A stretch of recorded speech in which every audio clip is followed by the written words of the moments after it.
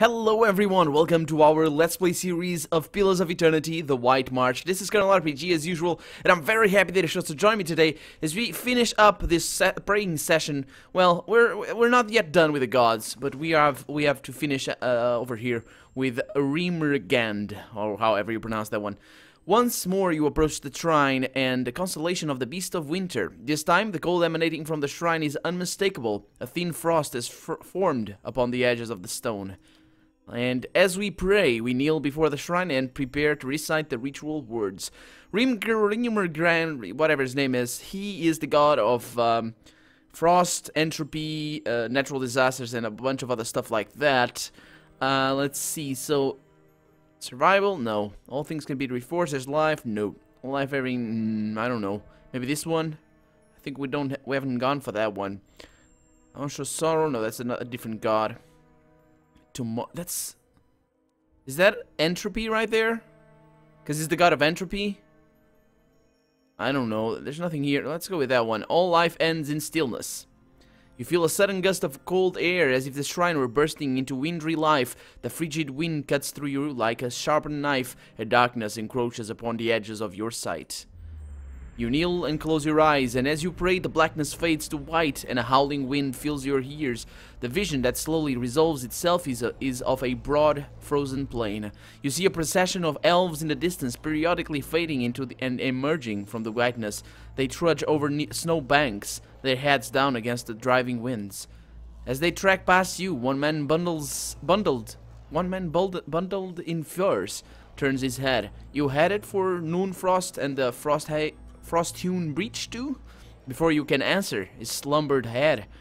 You follow the caravan, and in a couple of minutes you come to a wall of ice. It disappears into the pale emptiness overhead and stretches as far as you can see in either direction. The elves stop in front of a mirror-smooth section that's framed like a temple door.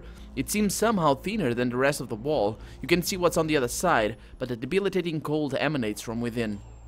The elves pull pickaxes and shovels from their sealskin packs and begin hacking at the smooth ice, their implements flying through the air in swift, shining arcs. Though they throw their bodies into their labor, not one of them so much as scratches the polished ice, yet with each blow, something bellows in the distance. Heather calls out to the elves, "Hey, you might want to hold off on that!" But that howling wind seems to swallow up his voice. The elves hack away, seemingly oblivious to the furious lowing and to the tremors under your feet. The snow has risen to your knees. Your legs feel frozen in the drifts. So this is probably going to be a natural disaster. Let's wait. You watch as the elves continue to work at the ice. They pay no heed to the rumbling roar or the numbing wind. Their movements, however, gradually slow. They labor at the ice with arduously sluggish movements until they finally freeze in place. Some mid-swing, and others preparing for the next blow. You touch the elf nearest to you, and he crumbles into a mound of snow. A final gale blows past, scattering the remains of the elves in a chaotic flurry. You notice a single spider web crack in the smooth barrier. It's the only thing that mars the perfect surface of the ice. Whatever's on the other side of the strange doorway, you feel it tugging at you. Only when you look back and see the parallel gashes trailing behind your legs in the snow do you realize how long its pull is. My end comes to all things in time. Seal the frost-hewn breach and instruct the pilgrims in the patience of Rimergand. I'm gonna try and plug the hole with a handful of snow, I guess? You fill your hand with snow and shove it into the crack. It hardens instantly, and a hoary rime grows over the smooth surface of the frozen doorway, fusing it with the rest of the wall. When you take your hand away, a perfect crystal of ice remains in your palm. As you examine the crystal, the vision around you fades, but the unmelting shard of ice remains in your hand. Whoa! That's cool! Did I just get a glowing ice shard? Awesome! Awesome, and you got another quest. Of course you got another quest. That's the new quest right there. The other quest it was an update to that one. So we got a bunch of quests to go on, but I want to see that shard of ice. That is really, really cool. By the way, in between episodes, I seem to have... what the hell? Didn't I sell all this? I did sell a bunch of stuff, but I forgot to sell weapons. Okay, yeah, I went back and I sold some of the things. I was trying to make the loading times a little bit faster, but apparently I forgot to sell the weapons. It's cool. We have a load of money right here. I also bought, I think I bought something else, and I enchanted a bunch of our weapons.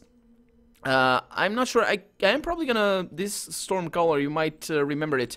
We found it in the White March. I'm probably gonna bind it to Durance, because he's gonna be one of our companions that's gonna last forever, I think. Let's bind his soul.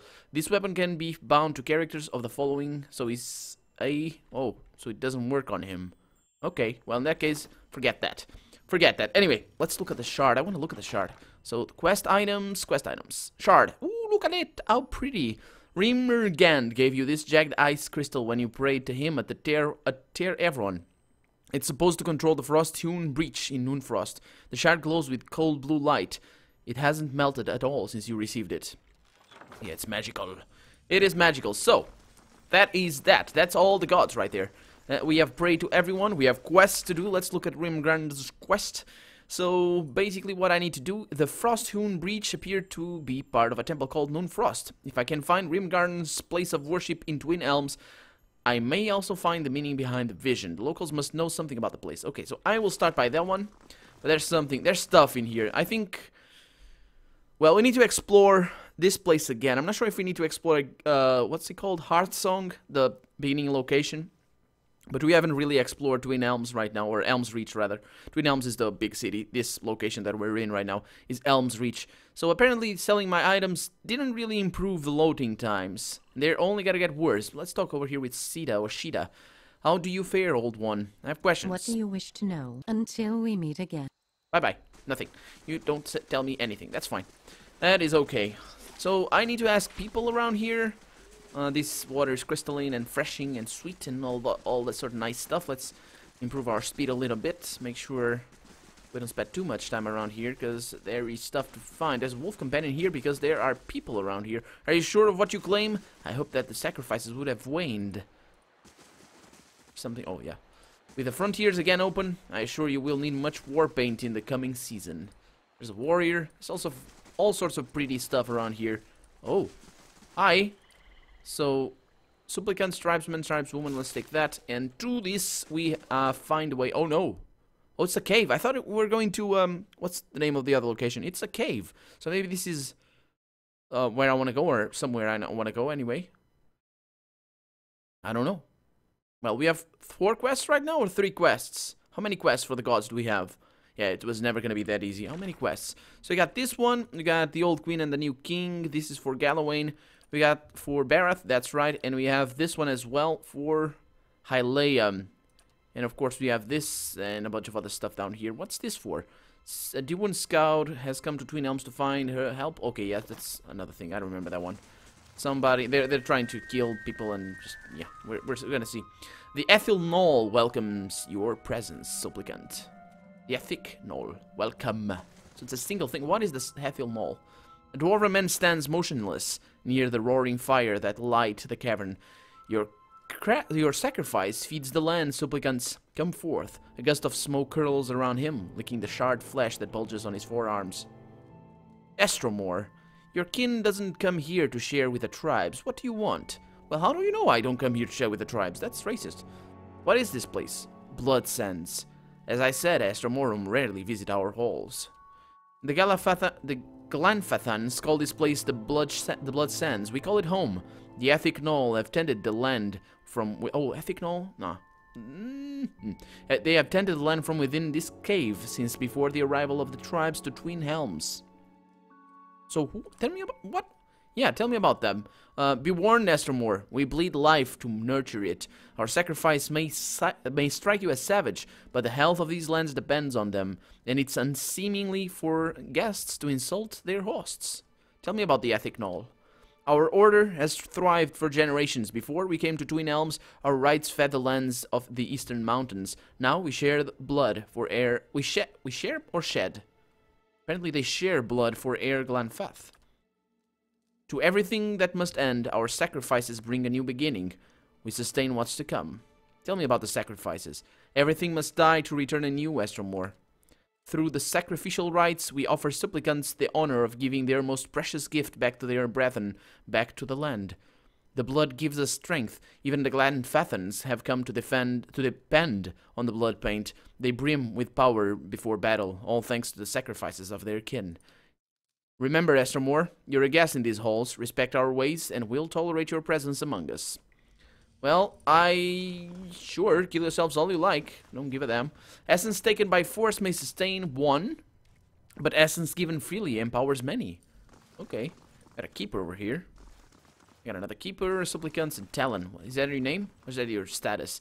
There is no greater honor than dying for one's tribe. If some fall in battle, how is this different? Well, you're a dumbass for starters, but not gonna really criticize too much, because why couldn't you just give a couple of pints of blood? Not pints.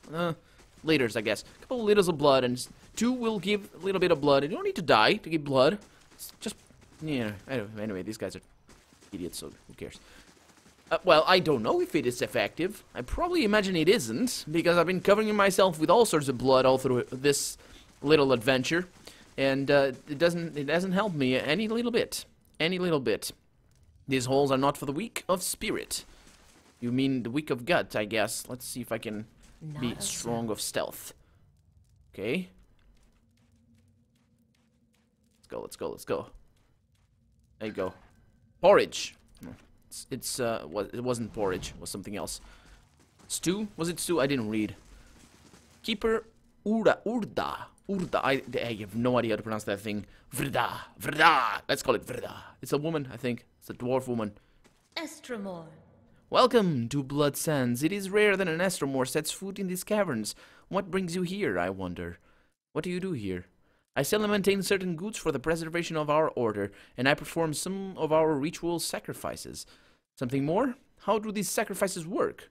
Like any worthwhile ritual, it's too complex to explain in detail. It involves clotting the supplicant's essence, binding it to their life's blood, and drawing it into a container or vessel. Okay, so this is not just blood. It's the essence, it's their soul. So tell me about Blood Sands. This the raw bloody heart. Oh, this is the raw bloody heart of Glanfath, where some come to give their essence back to their people, where others seek a noble escape from their trials. The legacy of the builders to the tribes was not merely Adra and stone, but a sense of community, and it is here that Glanfathans have come to sacrifice what is most precious, even in their own lives, to preserve it. Well, I'd like to see what you have for sale. Nothing, as expected. Well, I could take the opportunity here to sell my weapons that I left behind. Yeah, it will take a little bit of time, but wait a minute. I don't want to sell that. It's unique. Why would I want to sell that? Yeah, I haven't been selling the unique weapons or the unique armors, I guess. Well, but this is gonna take a while. Magic. And there it is, magic. Man, that's a lot of money. That's basically doubled our money right there. We're gonna sell so much crap. Yeah, you take that. There's a lot of stuff in there. There's this hunting bow. I don't know why it's so expensive. Did I enchant it? I think I must have enchanted it or something. Yeah, it's one of my old bows. But it's all cool. It's all good. Let's keep going. I did enchant my stuff. Well, I'm probably a little bit down on my ingredients, but that's okay. I mean, I got like 9 crystals or 8 crystals, and crystals are important to craft. I think it's like superb weapon quality or something. Not really sure. Ooh, we got tamed earth blights over here. Man, you guys are fine. You guys are cool.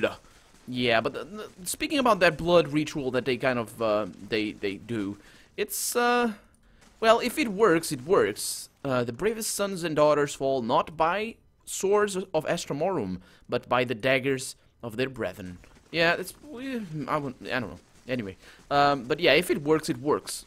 And it probably does, because it's essence. And souls here in this game have very real power, so I'm not gonna draw any conclusions on the barbaric nature of this ritual. I'm not gonna insult them to their face or to their back. What happened? Oh, awesome. Interesting. Oh, is this keeper gonna let me go in? Cause let me save the game just in case. By the way, is that Is the fact that I sold all my weapons gonna increase the load times? I wouldn't know. Let's... Oh, this is filled with traps. I would expect that. See what I can do here. There we go. And we got Blood Testament. Bonus melee damage from wounds. Eh? Well, how does that work? Put that over there. And we got a flask of war paint. Well, is that quest item? It's not a quest item. I think I had more of those. Oh, so maybe I can use it on myself. How cool and weird and disgusting as well. Oh, another diamond. Yeah, it's not a crystal, it's a diamond that we need. So we'll take that. This is a minor spellbind knockdown. Not really interested in that. And thank you for your stuff, your secret stuff that I just took. Actually, I will lock that wall behind me. I can't. Okay, fine, whatever. Whatever, guys. You kind of broke your wall right there, but it's fine. They don't mind. This guy certainly doesn't. We got supplicants, we got Earthblight, Chanters, Keepers, Chanters, Flame Blight over there. What is that? That's a Keeper. That's a Keeper, that one. And we got something over here, but nothing that I can really steal or... Oh, didn't save. What's gonna happen? As your blood flows, so shall your essence. Your life's energy shall feed the soil, and your soul's energy shall enrich the community. This is by your own choosing, supplicant? Oh, so they're... Oh, this guy's gonna die. Okay, so we're gonna witness... I forgot about that part. So they are feeding the soil, not just the people. They're not just, imbuing their souls into the paint. But they are also feeding the soil. So I think it has something to do with the big tree. Because at the top of the big tree, wasn't there something like a Nadra circle before we got that constellation thing? So that tree must have something to do with... It's like the tree of the world or something connected to all the Adra... I don't know. Well, I don't know. Yes, the elf's voice is high but even. The dwarf grips a hatchet with both hands and raises it over his head. He throws his shoulders forward and swings the weapon into the elf's chest, connecting with a meaty thump. Blood gushes around the blade and the sacrifice screams rend the air. Despite this earlier agreement, the elf thrashes atop the stone table, his torso arcing, while his arms and legs remain tied in place. Meanwhile, the dwarf spreads his arms wide and allows the blood to spatter his robes. When the elf is finally silent and still, the dwarf pulls his hatchet from the body and wipes it on his hem. Yeah. I wasn't expecting anything less than that. Streaks of red-brown blood and globs of tissue have worked together into minute grooves of the stone. Yeah, if you guys want to draw blood, if you want to draw the essence, I guess that's whatever works for you, I guess. The dwarf wears crimson robes that are stained and streaked with dark patches. His face is smooth but lacking youthful elasticity. It's as if the lines and wrinkles have been formed and erased many times over. He watches you with eyes like two black pits as he wipes his hatchet on his robes. Hail, Estromor! No one comes to Blood Sands without a purpose. What is yours? Oh, so this is the dwarf that we must kill. Oh. That we killed in our vision. Tell me, yeah, who are you? I am the Archdruid of the Ethic Null. For centuries it has been my duty to guide our rituals and guard our knowledge. It is work that requires a certain resilience, but it is not without its benefits. Reston's eerily smooth face is motionless as he watches you. Tell me about the Ethic Null. We are a druidic order that has been in Twin Elms since Engwithan times. Our founders came from the White March, seeking a place where we might practice our beliefs in peace, as it were. Unlike most of our Glenfathan brethren, we seek answers in the world around us rather than in the teachings of the gods.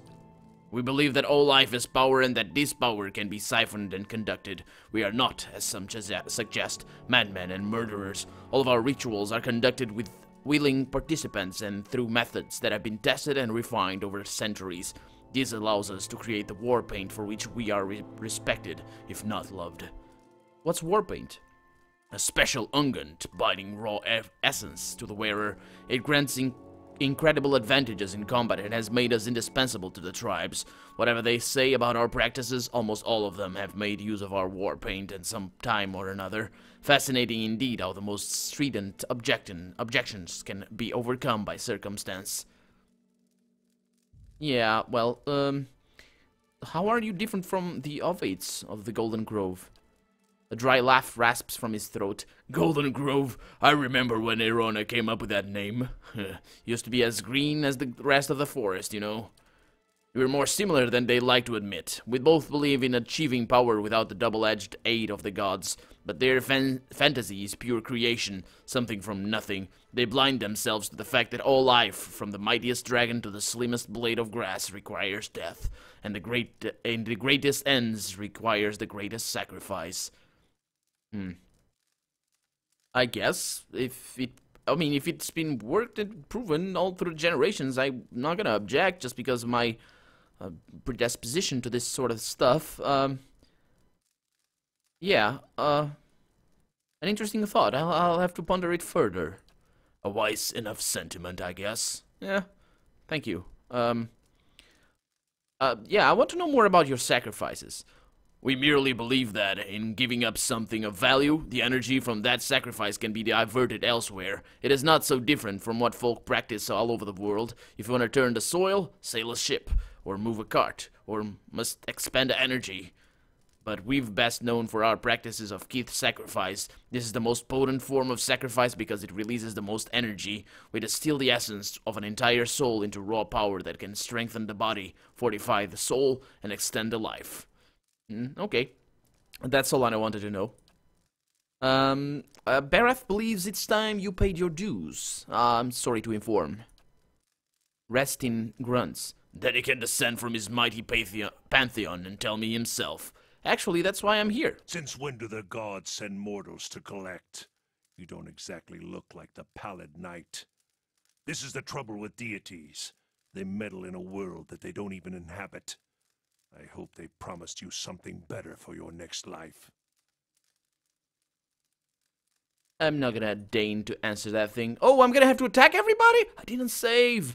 Oh, that's not what... Why do I need to... These guys, let me explain, dudes. I'm just trying killing this guy. You know, it's okay. It's blood sacrifice. It's okay. No. Who cares? Man, that is a lot of damage right there. That's not even blood gushing out of his face. That's numbers. Oh, it disappeared. Okay, it's fine. Should be okay. We got a Shanter over here. No, it's a Keeper. It is a Keeper. Let's kill this thing. Actually, let's send this to deal with that. And you guys kill that. Let's see who you are. You're Kirino. Well, you can go into melee. I think that should be a little bit better. Oh, no, you don't. Go with that. Yeah, we're good. This is easy. This is easy. Don't worry, guys. We have this under control. Why is it so easy, though? We've been having a couple of very tough fights up till now. Should be a little bit harder, right? I mean, the ogres back in wherever that was, those were tough as hell. Actually, you guys go ahead and attack that thing, because they are summoning people, and I hate summons. Let's go. Yeah. Oh, we're summoning ourselves. I don't hate summons anymore. There we go. Automatically summoning people and stuff. Not people, but you know what I mean. You know what I mean. Okay, these guys, that should be okay. These guys are immune to piercing, so it's kind of a waste to do what I'm doing right now. But whatever. Actually, it is kind of a waste. Oh, it's fine. I was gonna select him to attack the Keeper over here. How the hell is he already injured? Who the hell attacked him? Is this guy attacking him by mistake or something? With his AoEs? I guess not. Oh boy, our inventory is gonna be filled to the brim yet again in a little bit. Man, there you go. I think we're good. Now I can steal everything. Let's see what we got. We got a saber. Not really interested in that. Let's see what I got from here. More Warhammer or something. I don't care. Is that guy dead? No, that's not. It's not my pet. It's my pet. My dear pet. Is everyone gonna attack me now? I don't want to kill an entire thing just because Barath told me. I mean, yeah, everybody's gonna attack me. That is kind of a shame. Oh well.